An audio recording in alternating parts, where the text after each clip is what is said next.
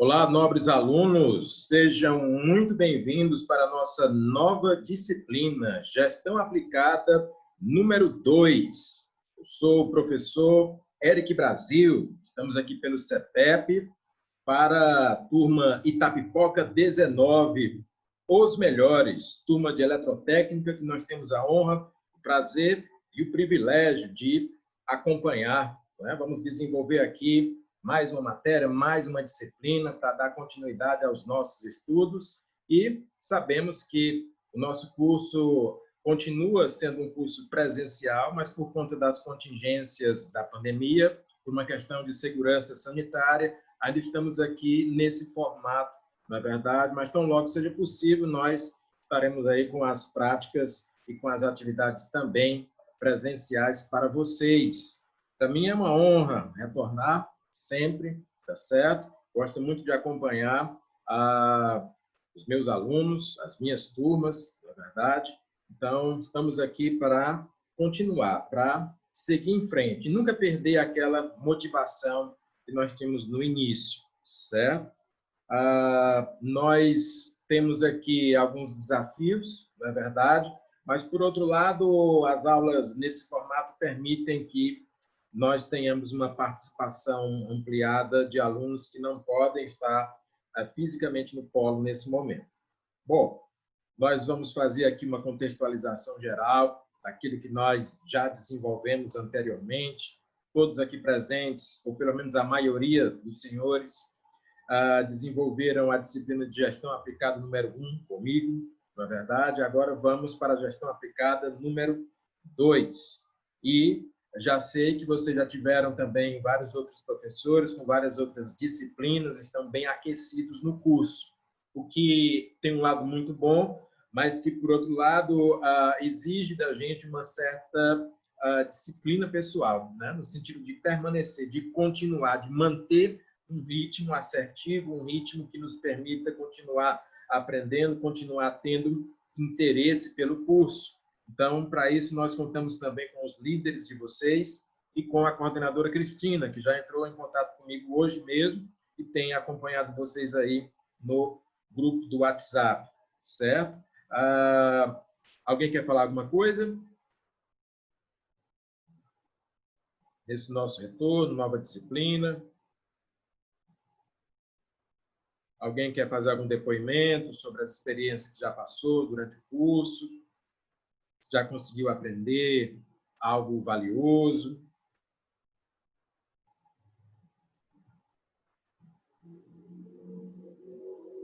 Bom, enquanto vocês pensam, nós vamos aqui, então, desenvolver a gestão aplicada 2, fazendo aqui uma recapitulação breve da gestão aplicada 1. O que é gestão? Não é? O que é a administração aplicada? Então, é uma disciplina que nos serve e que tem um valor considerável dentro do curso de formação dos técnicos, nesse caso, dos eletrotécnicos. Lembrando que as ferramentas de gestão, elas trazem para você um brio a mais na sua formação. Um eletricista, por exemplo, mesmo que tenha muita competência e habilidade, não tem formação em gestão, e vocês, né, trazem isso no arcabouço da formação e do currículo, não é verdade? Então, vocês estudam conceitos, e um deles foi o ato de administrar. Administrar é fazer mais ou menos, até chegar ao ponto de fazer tudo com nada. Conceito muito valioso para os tempos atuais, em que os recursos aparentemente são mais escassos, não é? Em que nós temos, obviamente, que desenvolver de maneira mais acentuada as habilidades gestoras, as habilidades administrativas. Bom, administrar é planejar, organizar, dirigir, controlar recursos para atingir objetivos, né? Nós temos objetivos, um deles, no seu caso, é se formar um eletrotécnico. Para isso, você utiliza recursos financeiros, tempo, recursos materiais, recursos tecnológicos, informação, e isso nos conduz de maneira planejada, organizada, dirigida e controlada para o alcance desses objetivos, certo? Se me escutam bem, façam um sinal de OK, para a gente saber que o áudio está bom e a gente pode prosseguir. Ok? Muito bem. Trouxemos aqui para vocês, fizemos avaliações e trabalhos, um vocabulário técnico que vem aperfeiçoar o teu linguajar de técnico, porque nós sabemos que o médico, o advogado, o engenheiro, o administrador, enfim, os profissionais de uma maneira geral, eles têm uma linguagem, não é, que os identifica, certo? Então, por exemplo, quando você fala o agravo de instrumento, ou quando você fala, vou me pronunciar após o trânsito em julgado, você está falando a linguagem jurídica, a linguagem de um advogado, de um juiz, de um promotor de justiça, uma linguagem técnica dessa área. Quando você fala o balanço patrimonial, o ativo, o passivo, o patrimônio líquido, a DRE, a demonstração de resultado de exercício, você fala uma linguagem técnica dos contadores, dos contabilistas, dos profissionais da contabilidade. Mas vocês, profissionais eletrotécnicos e técnicos, não é? Necessitam também de uma linguagem que, de certa forma, dê características à sua profissão. Então, nós trouxemos aqui anteriormente expressões que eu sei que muitos conseguiram assimilar bem, como contingência, plano de contingência, eficiência, eficácia, efetividade, sinergia, não é?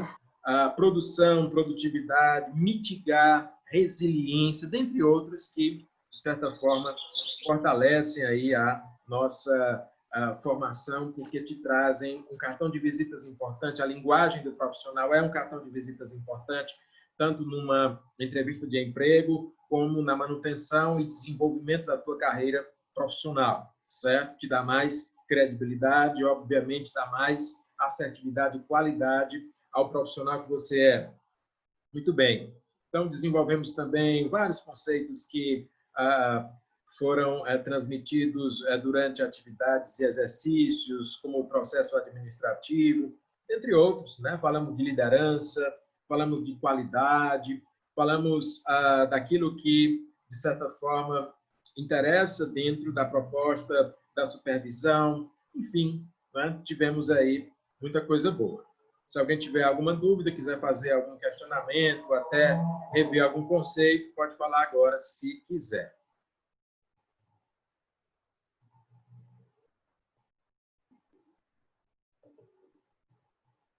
Bom, para que nós possamos aquecer os motores, por assim dizer, não é? Vamos apresentar a nossa disciplina de Gestão Aplicada 2. Como eu disse antes, a gestão significa administração aplicada porque é uma disciplina instrumental, aplicada à realidade dos técnicos, nesse caso, dos eletrotécnicos. Nós temos aqui condições de desenvolver uma disciplina que vai fazer a seguinte abordagem. Essa disciplina também é chamada PCM, porque aborda, sobretudo, o planejamento, o controle e a manutenção. E você vai observar como isso pode ser interessante dentro do desenvolvimento das tuas práticas, das tuas vivências profissionais.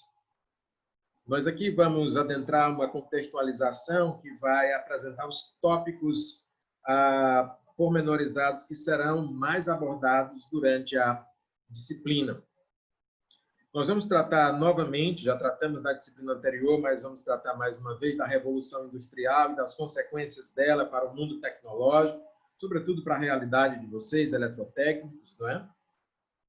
Vamos trazer aqui o conceito e o desenvolvimento de organograma. Vamos trazer também o conceito e o desenvolvimento de fluxograma. Vamos tratar da administração científica de maneira mais profissional, a administração, a gestão abordada aqui para a gente. Vamos tratar da administração clássica. Vamos tratar da administração humanizada. E vamos ter um foco considerável no planejamento e no controle, para daí você desenvolver as suas atividades práticas, sejam elas de manutenção, sejam elas de desenvolvimento operacional, ok? Então, dentro de tudo aquilo que nós já conversamos anteriormente, eu queria resgatar com vocês a Revolução Industrial, que foi um processo de transformação. Revolução aí no sentido de mudança, não é guerra, é no sentido de mudança no modo de produção da humanidade. A humanidade que até o século XVIII, aproximadamente, era praticamente quase toda rural, quase toda artesanal, quase toda concentrada nos núcleos que não eram urbanizados, passou por um processo onde o modo de produzir, o modo de fazer negócios, o modo de viver se alterou para uma vida urbana, para uma produção em massa, para um desenvolvimento mais acelerado, para uma maior busca de eficiência nos processos. Isso trouxe consequências positivas e negativas. As consequências positivas foram o maior acesso aos bens e serviços, não é?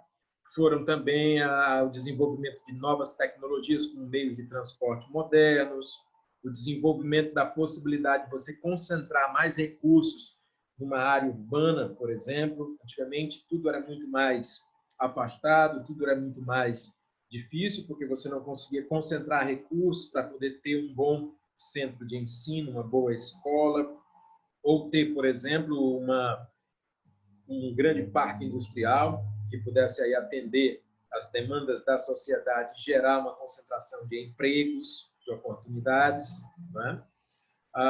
Era mais difícil também você concentrar recursos para ter, por exemplo, um hospital público, um posto de saúde, ou mesmo um posto policial, instrumentos esses que foram mais beneficiados por conta do estímulo da urbanização, da concentração de recursos, pessoas, tecnologia, instituições, não é? E isso é muito bom, isso trouxe, de certa forma, mais possibilidades para o ser humano, para as famílias, para os indivíduos. Por outro lado, nós tivemos malefícios, tivemos consequências negativas, como a degradação ambiental, não é? Os recursos antes abundantes começaram a se tornar escassos. Antigamente, você derrubava uma árvore, não tinha problema nenhum, tinha tantas, não é? Antigamente, você jogava seus dejetos num rio, num lago, não tinha muito problema, porque era pouca coisa. Mas, a partir do momento que você faz isso no volume, você acaba gerando problemas, consequências negativas, né? Você acaba degradando o ambiente, você acaba consumindo os recursos desse ambiente, modificando também esse ambiente, poluindo o ar atmosférico, destruindo a fauna, a flora, gerando problemas sanitários, né? A humanidade já passou por várias crises sanitárias. É até interessante a gente conseguir contextualizar isso, porque nós estamos vivendo mais uma crise sanitária. A pandemia do coronavírus, da Covid-19, não é a primeira, vamos dizer assim, epidemia que a humanidade enfrenta. Não. Na verdade, a partir do momento em que a humanidade começou a se concentrar em núcleos urbanos cada vez mais populosos, as doenças, as epidemias e agora a pandemia começam também a se alastrar e ameaçar a sobrevivência das pessoas, como foi, por exemplo, o caso da peste negra, como foi, por exemplo, o caso da gripe espanhola, né? E de outras doenças extremamente fatais, como o ebola, né? Que ameaçaram a humanidade. Agora nós temos uma doença, um vírus, que apesar de não ser tão fatal como outros que eu citei, mas que tem características que, infelizmente, facilitam a sua transmissibilidade, não é? E nós somos reféns do nosso sucesso também, vítimas do nosso próprio sucesso. Ao passo que nós desenvolvemos a logística, ao passo que nós desenvolvemos meios de transportes mais modernos, ao passo que nós conseguimos tornar global a cadeia de transportes, como, por exemplo, pela via marítima, pelo modal marítimo, como, por exemplo, as áreas portuárias ou pela via aérea, né? A via aeroviária que se fala, né? Nós também acabamos desenvolvendo a capacidade de transmitir ou de ajudar a transmitir um vírus, uma doença, uma mazela. Como é que você acha que o coronavírus chegou no Brasil, por exemplo? Tudo indica, não é? E já foi muito abordado que o coronavírus foi iniciado na Ásia, especificamente na China. E como você sabe, não existe voo direto, normalmente, da China até o Brasil. Então, o destino do coronavírus no Brasil não fazia muito sentido. Não é uma doença brasileira, por excelência. Na verdade, aí você pode até culpar os chineses e dizer: mas é o vírus chinês, é a doença chinesa, o chinês está trazendo coisas ruins. Mas olha só o paradoxo, a contradição. O vírus que chegou no Brasil não veio da China. Muito embora a doença tenha surgido na China, mas a doença que chegou no Brasil muito provavelmente veio da Itália. Porque o que acontece? Nós não temos voo direto para a China, não é? Mas nós temos uma conexão muito próxima atualmente com a Europa, principalmente com países como Portugal, Espanha, Itália. Muita gente faz negócios ou vai a passeio, a turismo.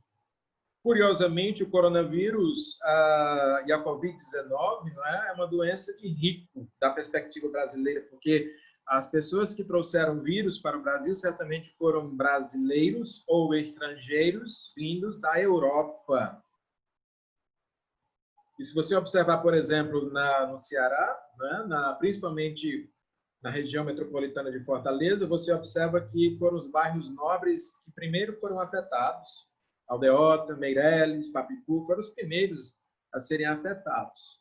Só depois a doença chegou nas periferias. Né? Então, isso é uma consequência da urbanização, da maneira como a sociedade se organizou, do seu avanço tecnológico e logístico, que nos trouxe, por assim dizer, uma consequência negativa dos processos de industrialização, de urbanização e de desenvolvimento de modais de transporte mais modernos. Então, a Revolução Industrial traz coisas negativas, traz coisas positivas, continua acontecendo em várias fases e etapas, e nós estamos aqui para tentar maximizar, aumentar a positividade disso, ou seja, as consequências benéficas, e tentar mitigar, ou minimizar, ou amenizar as consequências negativas. Né? Inclusive, na disciplina anterior de Gestão Aplicada 1, nós estudamos a expressão, o termo mitigar. Se você não consegue acabar com uma coisa, você pode trabalhar para reduzir o impacto dessa coisa. Exemplo, você acha que alguém vai conseguir acabar com o vírus do coronavírus? Acabar com a Covid-19? Muito difícil, meus amigos. Nós não acabamos nem com a gripe. A gripe não é provocada por um vírus. E até hoje nós ainda nos contaminamos e ficamos gripados. Não é? Então, um vírus é difícil de destruir. Agora, ele pode ser controlado, contido, dependendo da gestão, dependendo da administração que nós fazemos, nesse caso, uma gestão sanitária, nós podemos aprender a conviver com isso através de instrumentos de higiene pessoal, de higiene coletiva, uma mobilização sanitária séria e, como agora nós estamos observando, vacinas, não é? Ou medicamentos, enfim, tratamentos, e a abordagem correta da problemática podem nos ajudar a mitigar esse problema, né? Que o ser humano cria a partir do seu próprio desenvolvimento. Olha só como é contraditório, como é paradoxal, certo? Pensem nisso, pensem nos benefícios e malefícios que o ser humano cria através do seu próprio desenvolvimento, da sua própria expansão, né? Isso é uma temática muito relevante, muito importante dentro dessa nossa disciplina, tá certo? eu vou encerrar essa transmissão e daqui a 2 minutinhos eu volto e a gente volta aí com as considerações. Até daqui a pouco.